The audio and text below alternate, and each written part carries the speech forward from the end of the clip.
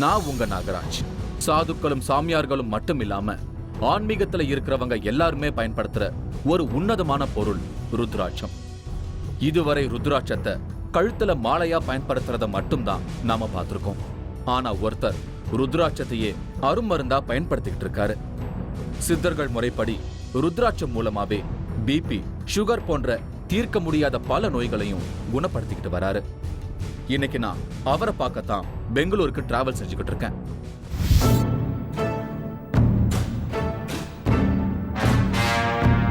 மேல் பழனி முருகன் கோயில் ருத்ராட்ச மருத்துவம். ருத்ராட்சம் நீங்கள் சொல்கிறது அது ஒரு ஆன்மீக சம்மந்தப்பட்டு மட்டும்தான்.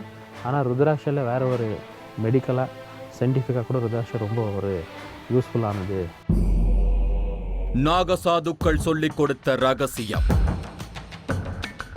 பழனி நவபாஷான சிலை போல் தீராத நோய் தீர்ப்பதாக சொல்லும் ஆச்சரியம். நான் இப்போ கர்நாடகா மாநிலம் ஹாசன் டிஸ்ட்ரிக்ட்ல இருக்கிற ஹர்சிகரே அப்படிங்கிற இடத்துக்கு போயிட்டு இருக்கேன். ஊருக்கு வெளியே இருந்த இந்த மலைக்குன்றுக்கு வந்து சேர்ந்தேன். அது ஒரு மலை மேல இருக்கிற முருகன் கோயில். இந்த கோயில தான் நான் இன்னைக்கு சந்திக்கவிருக்கிற ஜெயபிரகாஷ் இருக்கிறதா எனக்கு ஒரு தகவல் சொல்லி இருக்காங்க. ரொம்ப அமைதியான சூழல்ல அந்த கோயில் அமைஞ்சிருந்தது. கோயிலுக்குள்ள நுழைஞ்சதும் அங்கிருந்த சுவர்ல சுப்பிரமணிய சுவாமி மேல் பழனின்னு தமிழ்ல எழுதியிருந்தது. அதை பார்த்ததும் தான் நான் கொஞ்சம் ரிலாக்ஸ் ஆனேன். அப்பாடா, இங்க வரவங்கள்ல பாதி பேருக்காவது தமிழ் தெரியும்னு நான் புரிஞ்சுக்கிட்டேன். ஆனா மேல் பழனின்னு எழுதியிருந்ததை தான் என்னால புரிஞ்சுக்க முடியல. மலை மேல ஒரு அமைதியான சூழல இருந்த இந்த இடத்துக்கு வந்ததும் எனக்குள்ள ஏதோ ஒரு அமைதிய நான் ஃபீல் பண்ணேன். அதனால கொஞ்ச நேரம் அங்கேயே உட்கார்ந்து நான் தியானம் செஞ்சேன். அடுத்து அங்க இருந்த ஜெயபிரகாஷ சந்திச்சேன். அவர் எனக்கு அந்த கோயிலை சுத்தி காட்டினாரு. ஜெயபிரகாஷ் பிறந்தது வளர்ந்தது எல்லாமே பெங்களூரா இருந்தாலும் இவரோட பூர்வீகம் தமிழ்நாடு தான். அதனால தமிழ் அவருக்கு நல்லாவே தெரிஞ்சிருக்கு. தமிழ்நாட்டுல வட பழனி தென் பழனி எப்படி முருகனுக்கு விசேஷமோ அது மாதிரியே இந்த இடத்துல இருக்கும் முருகன் கோயிலும் ரொம்பவே விசேஷம். அதனால தான் இந்த இடத்த மேல் பழனின்னு குறிப்பிடுறாங்க. நான் முதல்ல இங்க வந்ததும் என் மனசுக்குள்ள ஏற்பட்ட ஒரு விதமான அமைதிக்கும் அதுதான் காரணம்னு இப்பதான் எனக்கு புரிஞ்சுது. பூசாரி பூஜைய தொடங்கினாரு. இன்னைக்கு என்னோட அசைன்மெண்ட்டை நான் நல்லபடியா முடிக்கணும்னு முருகன் கிட்ட வேண்டிக்கிட்டேன். முருகனோட தரிசனம் கிடைச்ச சந்தோஷத்துல நான் என்னோட வேலையை ஆரம்பிச்சேன். தன்னோட சின்ன வயசுல இருந்தே ஜெயபிரகாஷுக்கு ஆன்மீகத்துல அதிகம் ஈடுபாடு இருந்திருக்கு. அதனால அடிக்கடி இவரு நிறைய கோயில்களுக்கு போக தொடங்கி இருக்காரு. என்னதான் பல கோயில்களுக்கு போனாலும் திருவண்ணாமலையில இருக்கிற ரமண ஆசிரமத்துக்கு போறத மட்டும் வழக்கமா வச்சிருந்திருக்காரு. அப்படி ஒரு முறை ரமணர் ஆசிரமத்துல இருந்து பெங்களூருக்கு வரும்போது ரயில்ல ஒரு நாகசாதுவை சந்திச்சிருக்காரு. பொதுவா டிராவல்ல தான் நம்மால நிறைய புது மனிதர்களை சந்திக்க முடியும், நிறைய புது விஷயங்களையும் தெரிஞ்சுக்க முடியும். அது மாதிரி தான் இவரும் அந்த நாகசாதுவை சந்திச்சிருக்காரு. அந்த சந்திப்பு தான் இவரோட வாழ்க்கையில ஒரு புது மாற்றத்தை ஏற்படுத்தி இருக்கு. ஆன்மீகத்துல அதிக ஈடுபாடு இருந்ததால அவர்கிட்ட நிறைய விஷயங்களை பேச தொடங்கி இருக்காரு. அப்பதான் ருத்ராட்சத்தை பத்தின சில புது தகவல்களையும் இவருக்கு சொல்லி கொடுத்திருக்காரு அந்த நாகசாது. அதுவரை ருத்ராட்சத்தை வெறும் ஆன்மீக கருவியா மட்டுமே நினைச்சுக்கிட்டு இருந்தவருக்கு அது ஒரு இயற்கையோட அரும் மருந்துன்னு அப்பதான் தெரிய வந்திருக்கு. சித்தர்கள் பலவிதமான மூலிகைகளை பயன்படுத்தின மாதிரி ருத்ராட்சத்தையும் ஒரு உன்னத மூலிகையா பயன்படுத்தி இருக்காங்க. இன்னும் சொல்ல போனா மத்த மூலிகைகளை காட்டிலும் ருத்ராட்சத்தை அதிகமாவே பயன்படுத்தி இருக்காங்க. ஏன்னா அதோட தனித்தன்மையும் அதுல இருக்கிற மருத்துவ குணமும் தான் அதுக்கு காரணமா இருந்திருக்கு. ஆனா இந்த ருத்ராட்சத்தை அவங்க நேரடியா மட்டுமே பயன்படுத்தாம ஒவ்வொரு பிரச்சனைக்கும் ஏத்த மாதிரி அத மூல மருந்தா வச்சு மத்த மூலிகைகளையும் அதோட சேர்த்து வேற சில மருந்துகளையும் கண்டுபிடிச்சிருக்காங்க. இப்படி ருத்ராட்சம் மூலமா இவங்க கண்டுபிடிச்ச மருந்துகள் பிபி, சுகர், ஆஸ்துமா இப்படி பல நோய்களையும் குணப்படுத்தக்கூடிய சக்தி வாய்ந்ததுன்னு இவர் குறிப்பிடுறாரு. ருத்ராட்சம் நீங்கள் சொல்கிறது அது ஒரு ஆன்மீக சம்மந்தப்பட்டு மட்டும்தான். ஆனால் ருத்ராட்சியில் வேறு ஒரு மெடிக்கலாக சயின்டிஃபிக்காக கூட ருத்ராட்சம் ரொம்ப ஒரு யூஸ்ஃபுல்லானது மக்களுக்குன்னு அவர் தெரிவித்தார். அப்போ எனக்கு அவர் கேட்டபோது அதுதான் நான் என்னுடைய லைஃப்பில் ஃபஸ்ட் டைம் அந்த மாதிரி கேட்டது. அப்போ அவர் என்ன சொன்னார், இந்த மாதிரி ருத்ராட்சினாலேருந்து பிபி, சுகர், ஆஸ்தமா இதெல்லாம் குணம் ஆகுது. இப்போ இருக்கிறவங்க தான் இப்போ இந்த மெடிக்கல் ஃபீல்டு இப்போ இருக்கிறத இவங்களும் பண்ணிக்கிறாங்க. ஆனால் நம்ம முன்னோருங்கோ பழைய காலத்து அந்த ருஷி முனிர்கள் எல்லாரும் பொறுத்தவரை இந்த ருத்ராட்ச மெடிசன் தான் ஜாஸ்தி அப்போல்லாம் யூஸ் பண்ணியிருந்தாங்கோன்றதெல்லாம் அவர் எனக்கு தெரிவித்தார். சித்தர்களோட எந்த ஒரு விஷயத்தையும் யாராலையும் அவ்வளவு சீக்கிரத்துல கத்துக்க முடியாது. ஏன்னா ஒரு குறிப்பிட்ட காலம் அவங்களுக்கு சீடனா இருந்தா மட்டுமே அவங்களோட சூட்சமத்தை கத்துக்க முடியும். அதனால ருத்ராட்சத்தோட சீக்ரெட்ஸையும் அது மூலமா நோய்களை குணப்படுத்துற மெத்தடையும் தெரிஞ்சுக்க ஜெயப்பிரகாஷ் அந்த நாகசாதுவை தேடி ரிஷிகேஷுக்கு போயிருக்காரு. அங்க அவருக்கு சீடனா 10 நாள் இருந்திருக்காரு. யாரையுமே சீடனா ஏத்துக்காத அந்த நாகசாதுவும் ஜெயப்பிரகாஷ சீடனா ஏத்துக்கிட்டு அவருக்கு ருத்ராட்சத்தோட எல்லா சூட்சமத்தையும் சொல்லி கொடுத்திருக்காரு. ருத்ராட்சம் மூலமா மருந்து செய்யறதுக்கும் ஒரு சில விதிமுறைகள் இருக்கிறதா இவர் சொல்றாரு. முதல்ல இஷ்ட தெய்வத்தை நினைச்சு காலையில பூஜை செய்யணும். அடுத்து அதுக்குன்னு ஒரு தனி மந்திரம் இருக்கு. அந்த ரகசிய மந்திரத்தை சொல்லி பூஜை செஞ்ச பிறகுதான் ருத்ராட்ச மருந்த செய்ய தொடங்குறதா சொல்றாரு ஜெயப்பிரகாஷ். அப்படி செஞ்சா மட்டுமே அது இவங்களுக்கு கைகூடி வருமா. ஜெயப்பிரகாஷ சீடனா ஏத்துக்கிட்ட அந்த நாகசாது இவருக்கு அந்த ரகசிய மந்திரங்கள் எல்லாத்தையும் சொல்லி கொடுத்திருக்காரு. ஆனா அந்த ரகசிய மந்திரத்தை யாரிடமும் சொல்லக்கூடாது அப்படிங்கிறது குருவோட உத்தரவு. அதனால அந்த மந்திரத்தை இவரு என்கிட்ட சொல்ல மறுத்துட்டாரு. ருத்ராட்சத்துல இருந்து மருந்து செய்யறதையும் அது கூட வேற மத்த மூலிகைகளையும் சேர்த்து செய்யப்படுகின்ற சூட்சமத்தையும் இவருக்கு சொல்லி கொடுத்திருக்காரு. ருத்ராட்ச மருந்து மட்டுமில்லாம ருத்ராட்சத்துல இருந்து தைலம் செய்யறதையும் தனக்கு சொல்லி கொடுத்திருக்கிறதா சொல்றாரு ஜெயப்பிரகாஷ். முதல்ல அவர் என்ன சொன்னாரு, இந்த ஒரு மந்திரத்தை ஒன்று சொல்லி கொடுத்தாரு. அந்த மந்திரத்தை அது டிவிலலாம் நான் சொல்ல முடியாது. அந்த ஒரு மந்திரத்தை ஒன்று சொல்லி கொடுத்துட்டு அப்புறமேல எனக்கு அந்த மருந்து பற்றி இதுக்கு என்னன்னா இந்த ருத்ராட்சத்தை ஃபர்ஸ்ட் எப்படி அது பவுடரா பண்ணோம் அத்தை. இப்போ ருத்ராட்சம் ரொம்ப ஹார்டாக இருக்கும். அதை நம்ம கல்லில் அடித்தாலும் ருத்ராட்சம் ஒடியாது. அந்த ருத்ராட்சத்தை நம்ம எப்படி பவுடர் பண்ணோன்றது அவங்க ஃபர்ஸ்ட் டைம் தெரிவித்தார் அவர். அப்புறமேல அந்த பவுடர் பண்ணி அதுக்கே நம்ம என்னென்னத்தை மிக்ஸ் பண்ணோம். மிக்ஸ் பண்ணாக்கா அதுலேருந்து இந்த சுகர் பேஷண்ட்டுக்கு அதுலேருந்து என்ன யூஸ் ஆகுது, இந்த இப்போ பாடியில் இன்சுலின் எப்படி கிரியேட் ஆகுது, அந்த பவுடரு அதில் பவுடரில் இன்சுலின் இதெல்லாம் என்ன இருக்குதுன்றது எனக்கு அவர் அப்போ தெரிவித்தார். நாம எல்லாருமே ருத்ராட்சத்தை பார்த்துருக்கோம். அது ருத்ராட்ச மரத்துல இருந்து கிடைக்கக்கூடிய ஒரு விதைன்னு எல்லாருக்குமே தெரியும். ஆனா அது ஒரு பழம்னு எத்தனை பேருக்கு தெரியும்னு எனக்கு தெரியல. ஏன்னா இவர்கிட்ட பேசுற வரைக்கும் நான் கூட அது மரத்துல காய்க்கக்கூடிய ஒரு விதைன்னு மட்டும் தான் நினைச்சுக்கிட்டு இருந்தேன். அதனால அந்த பழத்தை நேர்ல பார்க்க நான் கொஞ்சம் எக்ஸைட்மெண்ட் ஆனேன். அப்பதான் அவர் தன்னோட அறைக்கு என்னை கூட்டிட்டு போனாரு. ரிஷிகேஷ்ல இருந்து கொண்டு வந்த ருத்ராட்ச பழத்தையும் ருத்ராட்ச விதையையும் எனக்கு காட்டினாரு. நான் அப்பதான் ஃபர்ஸ்ட் டைமா ருத்ராட்ச பழத்தை நேர்ல பாக்குறேன். அதை பார்க்க ஏதோ காய்ந்து போன கொய்யா பழம் மாதிரி இருந்தது. மருந்து செய்யற மெத்தடையோ அதுல பயன்படுத்துற சூட்சம மூலிகை பத்தியோ இவர் எனக்கு சொல்லி கொடுக்கலன்னா கூட ருத்ராட்சம் மூலமா செய்யப்படுற வாட்டர் தெரப்பி பத்தி எனக்கு சொல்லி கொடுத்தாரு. மரத்துல இருந்து உலர்ந்து கீழே விழற பழத்தை தான் அதுக்கு இவர் பயன்படுத்துறாரு. அந்த காய்ந்த பழத்துக்கே அவ்வளோ பவர் இருக்குமா. அந்த பழத்தை தினமும் இரவு நேரத்துல ஒரு கிளாஸ் தண்ணியில ஊற வச்சு மறுநாள் காலையில அந்த தண்ணியை குடிக்கணும். இப்படி தினம்தோறும் குடிக்கும்போது அது நம்ம உடல்ல இருக்கிற ரத்த ஓட்டத்தை சீர்படுத்தும்னு சொல்றாரு ஜெயப்பிரகாஷ். அதனால அவர் ஏற்கனவே ரெடியா வச்சிருந்த அந்த தண்ணியை எனக்கு குடிக்க கொடுத்தாரு.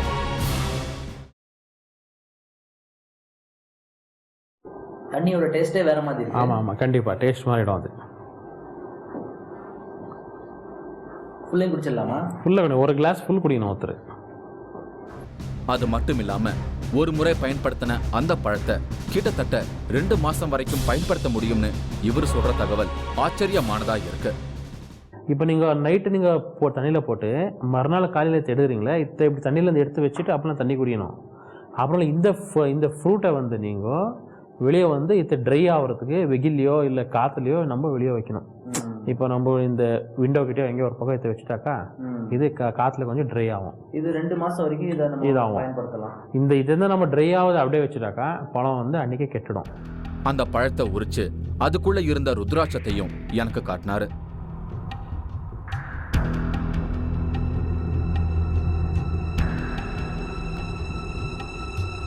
அது பாருங்க, இப்போ நான் சொன்னேன், இப்போ பாருங்க, இப்போ உங்களுக்கு தெரியுது ருத்ராட்சை பற்றி. இது இப்போ உள்ள இருக்கிற ருத்ராட்சம். ஆமாம் ஆமாம் ஆமாம். இதை பாலிஷ் பண்ணால் இந்த மாதிரி வந்துடும். இதை பாலிஷ் பண்ணாக்கா இந்த மாதிரி வரும். இது இந்த ருத்ராட்சத்தை அரைச்சு பவுடர் ஆக்கி அது கூட இன்னும் சில ரகசிய மூலிகைகளை எல்லாம் சேர்த்து தான் இவரு அந்த மருந்தை ரெடி பண்றதா சொல்றாரு. ஆனா ருத்ராட்சத்தை பவுடர் ஆக்குறதும் கூட அவ்வளவு ஈஸியான ஒரு விஷயம் இல்லைன்னு சொல்றாரு. மருந்து மட்டும் இல்லாம ருத்ராட்சத்துல இருந்து தைலத்தையும் இவர் தயார் பண்றாரு. கிட்டத்தட்ட 10 வருஷமா இவர் இந்த மருந்தை செஞ்சுக்கிட்டு இருக்காரு. ஆரம்பத்துல தன்னோட வீட்டிலேயே எல்லாருக்கும் ட்ரீட்மெண்ட் செஞ்சுக்கிட்டு இருந்த இவருக்கு ஒரு நாள் ஏதோ ஒரு முருகன் கோயில்ல பிரச்சனையோட வரவங்களுக்கு மருந்து கொடுத்து சரி பண்ற மாதிரி இவருக்கு ஒரு கனவு வந்திருக்கு. அதை தொடர்ந்து தன்னோட கனவுல வந்த அந்த கோயில் எதுன்னு தேட தொடங்கி இருக்காரு. கடைசியா மேல் பழனியில இருக்கிற இந்த முருகன் கோயில் தான் தன்னோட கனவுல வந்த அந்த கோயில்னு கண்டுபிடிச்சிருக்காரு. அதுக்கப்புறமா இங்க இருக்கிறவங்க கிட்ட தன்னோட கனவை பத்தி சொல்லியிருக்காரு. யாருக்குமே பர்மிஷன் இல்லாத இந்த கோயில்ல மேல் பழனி முருகனோட உத்தரவு இவருக்கு மட்டும் கிடைச்சிருக்கு. அதுல இருந்து இவர் இங்கேயே தான் ட்ரீட்மெண்ட் செய்ய ஆரம்பிச்சிருக்காரு. தென் பழனியில நவபாஷானம் எப்படி சிறப்போ அது மாதிரி இந்த மேல் பழனியில ருத்ராட்ச மூலிகை மருத்துவம் சிறப்பானதா கருதப்படுது. அப்போ எனக்கு ஒரு நாள் நைட் கனவுல நான் இந்த கோயிலில் உட்காந்து எல்லாருக்கும் மெடிசன் கொடுக்குற மாதிரி எனக்கு ஒரு கனவு வந்தது. இந்த கோயிலில் நான் எல்லாருக்கும் மெடிசன் கொடுத்துங்கிறேன். அதில் நிறைய பேர் இங்கேருந்து வாங்கிட்டு ரொம்ப சந்தோஷமா போயின்னுக்கிற மாதிரி எனக்கு ஒரு கனவு வந்துச்சு. அந்த கனவு வந்துட்டு மேலே எனக்கே அப்போ தான் எனக்கு ஃப்ளாஷ் ஆச்சு. ஐயோ, நான் இந்த மாதிரி ஒரு இடத்த விட்டு நான் சும்மா வீட்டில் கொடுத்துங்கிறேனே, இந்த குருலான்னு சொல்லி இந்த கோயிலுடைய கமிட்டிக்கார்கிட்ட எல்லாம் பேசிட்டு இந்த மாதிரி நான் இந்த இடத்துல பண்ணோன்னு இருக்கிற இந்த மாதிரி சொன்னேன். அப்போ கூட இந்த கோயில் கமிட்டிக்கார் கூட கொஞ்சம் முன்ன பண்ணி யோசனை பண்ணாங்க. ஃபர்ஸ்ட் கோயில்ல இந்த மாதிரி ஒரு விஷயம் பண்றதுக்கு யோசனை பண்ணாங்க. அப்புறமே ஏதோ ஒரு கடவுளுடைய இதுல ஒத்துக்கினாங்க பண்ணுங்கன்ட்டு. ஒரு முக ருத்ராட்சத்தை போட்டாக்கா அதுல அவங்களுக்கு மெடிக்கலா என்னென்ன பெனிஃபிட் நாக்கா அவங்களுக்கு ஒரு இந்த கண் நோய் அதெல்லாம் போவோம். அப்புறமேல அது இங்க அவங்க போட்டிருந்தாக்கா அவங்களுடைய இந்த ஸ்கின் டிசீசஸ் அந்த மாதிரி எல்லாம் அவங்களுக்கு போகும்.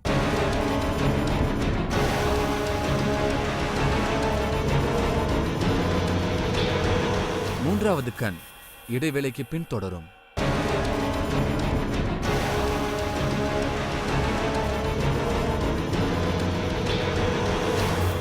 மூன்றாவது கண் தொடர்கிறது. நான் இன்னைக்கு கர்நாடகா மாநிலம் ஹாசன் மாவட்டம் ஹர்சிகரே பக்கத்துல ஒரு மலை குன்றுல இருக்கும் முருகன் கோயிலுக்கு வந்திருக்கேன். எப்படி நம்ம தமிழ்நாட்டுல இருக்கும் பழனி முருகன் கோயில்ல நவபாஷான சிலை மூலமா பலரோட தீராத நோய்கள் குணமாகுதோ, அப்படி இங்க இருக்கிற மேல் பழனி முருகன் கோயில்ல செய்யப்படும் ருத்ராட்ச மருத்துவம் தீராத நோய்களை தீர்ப்பதா எனக்கு ஒரு தகவல் கிடைச்சிருக்கு. அதையெல்லாம் பார்க்கத்தான் நான் இங்க வந்திருக்கேன். நம்மளை சுத்தி இருக்கிற எல்லா பொருட்களுக்கும் ஒரு குறிப்பிட்ட அதிர்வுத்தன்மை இருக்கு. ஆனா அது எல்லாத்தையும் விட ருத்ராட்சத்துக்கு ஒரு தனித்தன்மையான அதிர்வு இருக்கிறதா சொல்லப்படுது. அதனால தான் சித்தர்கள் அதை ஆன்மீக கருவியா மட்டுமே பயன்படுத்தாம அதை ஒரு அருமருந்தாகவும் பயன்படுத்தி இருக்காங்க. ருத்ராட்ச பழம் மட்டும் இல்லாம அதுக்குள்ள இருக்கிற விதைக்கும் ஒரு அதீத ஈர்ப்பு சக்தி இருக்கு. அதனால தான் சித்தர்கள் அந்த பழத்தை பஸ்பம் செஞ்சதோட அதோட விதைய அவங்க உடல் முழுக்க மாலையா உடுத்தி இருக்காங்க. தலையில மட்டும் இல்லாம கையில, கழுத்துல, மணிக்கட்டுல இப்படி ஒரு சில இடங்கள்ல கட்டுறது கூட ஒரு சில சக்திகளை அடையறதுக்காகத்தான்னு சொல்றாங்க. அதனால தான் ருத்ராட்சத்தை இன்னைக்கு வரைக்கும் பலரும் பயன்படுத்திக்கிட்டு வராங்க. ஆண்கள் மட்டும் இல்லாம பெண்களும் கூட அதோட பலன்களுக்காக அதை பயன்படுத்துறாங்க. ருத்ராட்சத்துல ஒரு முகத்துல இருந்து 21 முகம் வரைக்கும் இருக்கு. ஒவ்வொரு முகத்துக்கும் ஒவ்வொரு பலன் கிடைக்கும். அதோட அதிர்வுத்தன்மை பிரபஞ்சத்துல இருக்கிற நேர்மறை மட்டும் இல்லாம எதிர்மறையான அதிர்வுகளையும் உட்கிரகித்துக் கொள்ளக்கூடியது. அது மட்டும் இல்லாம ஒவ்வொருத்தரோட உடம்புக்குள்ளேயும் ஒரு தனி அதிர்வலை இருக்கு. அதனால அவங்க தங்களோட அதிர்வுக்கு ஏத்த மாதிரியான ருத்ராட்சத்தை பயன்படுத்தினா தான் அதோட சரியான பலனை நம்மால கிரகிக்க முடியும்னு இவர் சொல்றாரு. அதனால அதை பயன்படுத்துறவங்க அவங்களோட ராசி நட்சத்திரத்துக்கு ஏத்த மாதிரி பயன்படுத்தணும்னு சொல்றாரு ஜெயபிரகாஷ். ஒருமுக ருத்ராட்சத்துக்கு கண் சார்ந்த பிரச்சனையோ சரும வியாதியோ எதுவா இருந்தாலும் அதை தடுக்கிற அதிர்வுத்தன்மை இருக்கிறதா சொல்றாரு. அது மட்டும் இல்லாம அதை பயன்படுத்துறவங்களுக்கு ஆளுமை தன்மை அதிகமா கிடைக்குமா? இதை கேட்டதும் அதோட பவர் என்னன்னு என்னால உணர முடிஞ்சது. ஒருமுக ருத்ராட்சத்தை போட்டாக்கா அதுல அவங்களுக்கு மெடிக்கலா என்னென்ன பெனிஃபிட் நாக்கா அவங்களுக்கு ஒரு இந்த கண் நோய் அதெல்லாம் போவோம். அப்புறமேல அது வந்து இங்கே அவங்க போட்டிருந்தாக்கா அவங்களுடைய இந்த ஸ்கின் டிசீசஸ்ஸு அந்த மாதிரியெல்லாம் அவங்களுக்கு போகும். ஒருமுக ருத்ராட்சம் யார் போடுறாங்களோ அவங்களுக்கு ஒரு லீடர்ஷிப் குவாலிட்டி, அவங்க எந்த ஃபீல்டில் இருந்தாலும் அவங்களுக்கு ஒரு லீடர்ஷிப் கிடைக்கும். இவர்கிட்ட வரவங்கள்ல அதிகமானவங்க சுகர், பிபி பிரச்சனைக்காகத்தான் வராங்க. இந்த பிரச்சனையோட இருக்கிறவங்களுக்கு 9-14 முக ருத்ராட்சத்தோட வேறு சில ரகசிய மூலிகைகளையும் சேர்த்து செய்யற மருந்தை தான் கொடுக்கறாரு. இப்படி ஒவ்வொரு நோய்க்கும் ஒவ்வொரு முக ருத்ராட்சத்தை பயன்படுத்துறதா சொல்றாரு ஜெயப்பிரகாஷ். கோயில்ல அவருக்குன்னு ஒரு தனி இடம் இருந்தது. மக்கள் எல்லாரும் அவருக்காக அங்க காத்துக்கிட்டு இருந்தாங்க. அவரு தன்னோட ட்ரீட்மெண்ட் செஷனை ஆரம்பிச்சாரு. இவங்க பேரு பார்வதி. ரொம்ப நாளாவே இவங்களுக்கு சர்க்கரை நோய் இருந்துகிட்டு இருக்கு. இதுவரை நிறைய ஹாஸ்பிட்டலுக்கெல்லாம் போய் ட்ரீட்மெண்ட் எடுத்திருக்காங்க. இதுக்காக தனியா டயட்டிக் ஃபுட் கண்ட்ரோல் எல்லாம் ஃபாலோ பண்ணியும் எந்த பலனும் கிடைக்கல. அது போக சுகருக்காக ஸ்பெஷல் இன்சுலின் டேப்லெட் எல்லாம் யூஸ் பண்ணியும் இவங்களோட சுகர் லெவல் அதிகமாயிருக்கு. அதனால கடந்த 1 மாசமா தான் இவங்க இங்கே வந்துகிட்டு இருக்காங்க. இவங்க கொடுத்த ருத்ராட்ச மருந்தை சாப்பிட்டதுல இருந்து இவங்களோட சுகர் லெவல் நார்மல் ஆகி இருக்கிறதா சொல்றாங்க. எனக்கு ரொம்ப நாளாவே டயபெட்டிஸ் ப்ராப்ளம் இருக்குது. இதுக்காக நானும் நிறைய ஹாஸ்பிட்டலுக்கெல்லாம் போயிட்டேன், நிறைய டாக்டர் எல்லாம் பார்த்துட்டேன். ஆனால் எந்த யூஸுமே இல்லை. இந்த சுகருக்காக ஃபுட் கண்ட்ரோல் கூட ட்ரை பண்ணேன். ஒரு கட்டத்தில் என்னோடய சுகர் லெவல் 300லேருந்து 350 வரைக்கும் போயிடுச்சு. அதனால் நிறைய இன்சுலின் டேப்லெட்லாம் யூஸ் பண்ணேன். ஆனாலும் சுகர் லெவல் கண்ட்ரோல் ஆகலை. இங்கே வந்ததுக்கப்புறம் இவர் ருத்ராட்ச பவுடர், ருத்ராட்ச ஆயிலெலாம் கொடுத்தாரு. அதை சாப்பிட்ட 1 மாதத்துலேயே சுகர் லெவல் கம்மியாக இருக்குது. அடிக்கடி தன்னோட கைகளில் வலி ஏற்படுறதால இன்னைக்கு இங்க வந்திருக்கிறதா சொன்னாங்க பார்வதி. இங்க ஜெயப்பிரகாஷை பார்க்க ஒரு டாக்டர் மாதிரி தான் இருக்கு. வரவங்களோட பிரச்சனைய முழுசா கேட்டு அதுக்கேத்த மாதிரியான மருந்தை அவங்களுக்கு கொடுக்கறாரு. சுகருக்காக அவர் தந்த மருந்தோட ஒரு ருத்ராட்ச தைலத்தையும் அவங்களுக்கு கொடுக்கறாரு. அந்த தைலத்தை தொடர்ந்து 1 மாசம் பயன்படுத்திக்கிட்டு வந்தா அவங்களோட உடல் வலி எல்லாமே நார்மல் ஆயிடும்னு சொன்னாரு. இவங்க பேரு சவிதா. இவங்க குழந்தை கௌஷிக். இந்த குழந்தைக்கு தன்னோட 1 வயசுல இருந்தே அடிக்கடி உடல்நிலை சரியில்லாம இருந்திருக்கு. டாக்டர்ஸ் செக் பண்ணி பார்த்ததும் தான் அது வீசிங் ப்ராப்ளம்னு இவங்களுக்கு தெரிய வந்திருக்கு. அதனால கடந்த 4 வருஷமா இவங்க எங்கெல்லாமோ ட்ரீட்மெண்ட் பார்த்திருக்காங்க. ஆனாலும் அந்த குழந்தைக்கு எந்த நிவாரணமும் கிடைக்கல.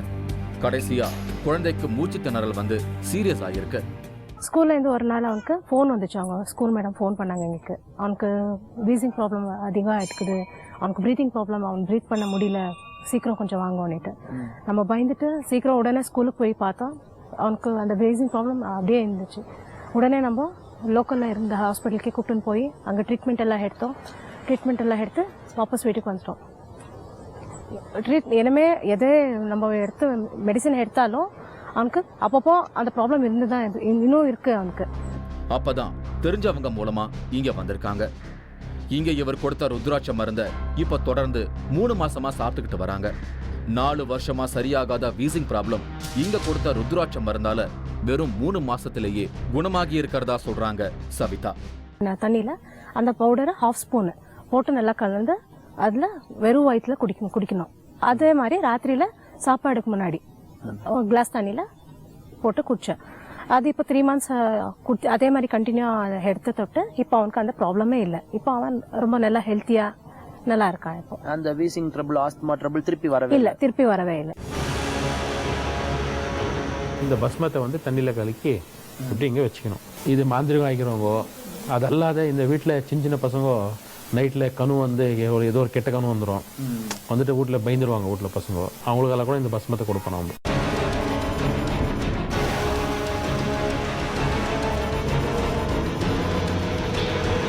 மூன்றாவது கண் இடைவேளைக்கு பின் தொடரும்.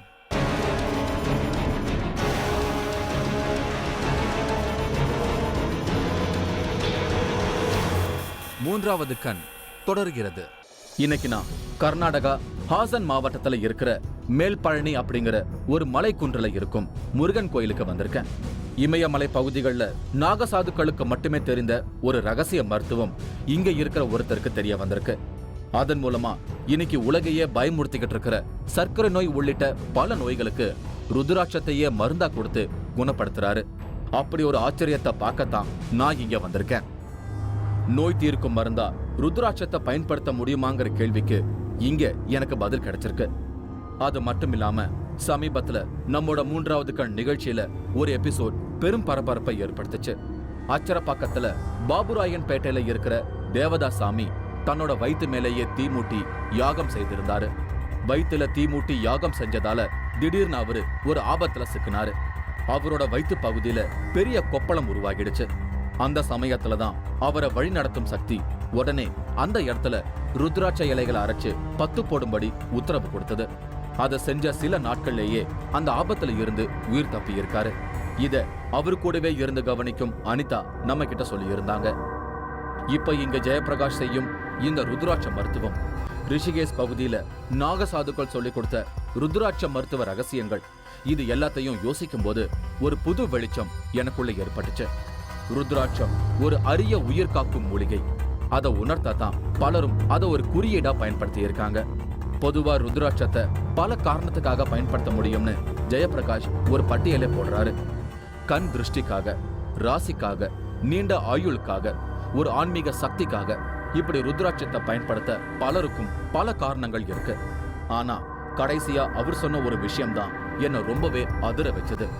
மருந்துக்காக மட்டும் இல்லாம துர்சக்திகளோட தாக்குதல்ல இருந்து பாதுகாக்கவும் ஒரு மூலிகை பொடிய தயார் பண்ணி இருக்கிறதாகவும் எனக்கு சொன்னாரு ஜெயபிரகாஷ். பொடியை பண்ணி அந்த பொடிக்கு கொஞ்சம் அது நம்ம வேற ஒரு சாமி கிட்ட வச்சு அது பூஜை பண்ணி அந்த பஸ்மத்தை பண்ணி அந்த பஸ்மத்தை நம்ம கொடுப்போம் மக்களுக்கு. அந்த பஸ்மத்தை இதுதான் அந்த பஸ்மம். இப்போ இந்த பஸ்மத்தை டெய்லி குளிச்சுட்டு மேலே தண்ணியில் இப்போ நம்ம சந்தனம் வச்சுக்கிறோம் இந்த மாதிரி, அந்த மாதிரி இந்த பஸ்மத்தை தண்ணியில் கலக்கி இப்படி இங்கே வச்சுக்கணும். நெத்தியில் வச்சுக்கணும். இது மாந்திரிகம் ஆகிக்கிறவங்க அதல்லாத இந்த வீட்டில் சின்ன சின்ன பசங்க நைட்டில் கனு ஏதோ ஒரு கெட்ட கனு வந்துடும், வந்துட்டு வீட்டில் பயந்துருவாங்க. வீட்டில் பசங்க அந்த மாதிரி இந்த கனு பயந்துரு சின்ன சின்ன பசங்க அவங்களுக்கெல்லாம் கூட இந்த பஸ்மத்தை கொடுக்கணும். அவங்க எந்த மாதிரியான துர்சக்திகளோட தாக்கமா இருந்தாலும் இந்த ருத்ராட்ச பொடிய தினந்தோறும் அவங்க நெத்தியில பூசும்போது அவங்கள அந்த பாதிப்புகள்ல இருந்து அது பாதுகாக்குமா? ஏன்னா இது சாதாரணமா இல்லாம துர்சக்திகளை கட்டுப்படுத்துற மூலிகைகளோட ருத்ராட்சத்தையும் சேர்த்து மந்திர கட்டுகளால உருவாக்கப்பட்ட பொடி. அதனால தான் இதுக்கு அவ்வளவு பவர்னு சொன்னாரு. அதனால பல இடங்களுக்கு டிராவல் பண்ற எனக்கு பாதுகாப்பா இருக்க ஏன் நெத்தியிலையும் அதை பூசி விட்டாரு. சித்தர்கள் கண்டுபிடிச்ச மருத்துவ முறைகள்ல ஒரு சின்ன விஷயத்தை தான் இன்னைக்கு நம்ம பார்த்திருக்கோம். இன்னும் நமக்கு தெரியாத பல ரகசியங்களும் இதுல மறைஞ்சுதான் இருக்கு. இந்த மாதிரி மறைஞ்சிருக்கிற ரகசியத்தை தேடி எடுக்கிறது தான் எங்களோட நோக்கம். அதனால ஜெயபிரகாஷுக்கு நன்றி சொல்லிட்டு மறுபடியும் நான் என்னோட தேடலை தொடங்கினேன். வேற ஒரு அமானுஷ்ய அனுபவத்தோட மீண்டும் உங்களை சந்திக்கிறேன். அதுவரை உங்களிடமிருந்து விடை பெறுகிறேன். இந்த நிகழ்ச்சி வரும் வாரம் திங்கள் அன்று மாலை 4:30 மணிக்கு மறு ஒளிபரப்பாகும். இதுவரை ஒளிபரப்பாகி வரும் 3வது கண் நிகழ்ச்சிக்கு பெரும் வரவேற்பு கொடுத்துட்டு இருக்கீங்க. உங்களோட வேண்டுகோள் படி ஆரம்பத்துல இருந்து ஒளிபரப்பான 3வது கண் நிகழ்ச்சியோட 4 பாகங்களை ஒன்னா சேர்த்து தொகுத்து வழங்கிட்டு இருக்கோம். ஞாயிறு பிற்பகல் 2 மணிக்கு 3வது கண் நிகழ்ச்சியின் இந்த தொடர் ஓட்டத்தை பார்த்து மகிழுங்கள். யோகத்தின் மூலம் பிரச்சனைகளையும் தீர்க்கலாம், பஞ்சபூதங்களையும் கட்டுப்படுத்தலாம். ஓம் பரம் பரம் ஸ்வ.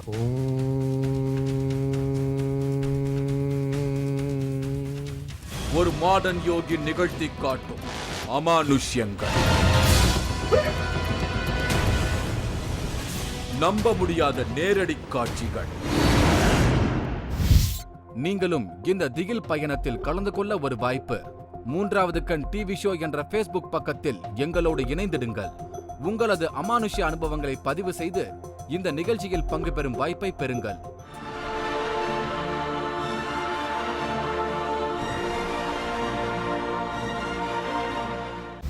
நான் பைத்தியக்காரனா? ஏங்க, நீ காவடி எடுத்துன்னு போனியோ, சிவனை கும்பிட்டியோ, நீ அல்லாவை கும்பிட்டியோ, நீ கிருஷ்ணனை கும்பிட்டியோ எனக்கு தேவையில்லைங்க. இதை மிஞ்சின பொம்மை எதுவுமே கிடையாதுங்க.